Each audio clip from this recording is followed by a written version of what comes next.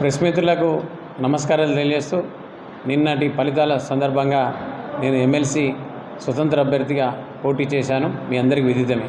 ముఖ్యంగా ఈ ఫలితాల పట్ల నా సరళి ఏంటంటే, ఇలా బీజేపీ కావచ్చు, ఇలా కాంగ్రెస్ కావచ్చు, ముఖ్యంగా బీజేపీ ఏమో ఏదైతే టీచర్ ఎమ్మెల్సీ సంబంధించిన ప్రతి టీచర్కు దాదాపు 17,000 మంది టీచర్లకు, ప్రభుత్వ మరియు ప్రైవేట్ టీచర్లందరికీ కూడా ఒక్కొక్కరికి 5,000 రూపాయలు నేరుగా పంచడం వల్ల దాని ప్రభావం కేవలం టీచర్ ఎమ్మెల్సీ పైన కాకుండా ఇలా గ్రాడ్యుయేట్ ఎమ్మెల్సీ పైన కూడా పడ్డది.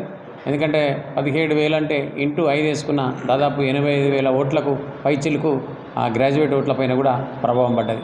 అలాగే ఇలా కాంగ్రెస్ అభ్యర్థి అయినటువంటి నరేందర్ రెడ్డి గారు కూడా దాదాపు 1,50,000 పైచిలకు 1,500 నుంచి 2,000 రూపాయలు పంచడం, అలాగే ఓట్లు వేస్తున్న సందర్భంలో కూడా ఏదైతే మన బూతుల దగ్గర కూడా దాదాపు 1,500, 2,000 నేరుగా పంచడం, అంటే ఆ ఓట్ల రోజు కూడా పంచడం, ముందు రోజు కూడా పంచడం.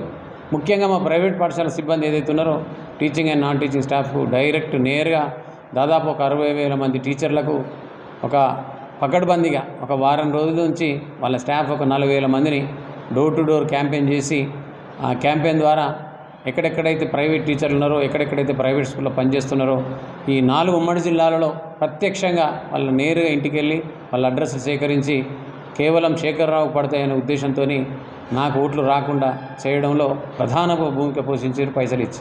సో ఈ సందర్భంగా ఏదైతే నరేందర్ రెడ్డి గారు చేసింది ఇలా చాలా తప్పుగా భావిస్తూ ఉన్నాను.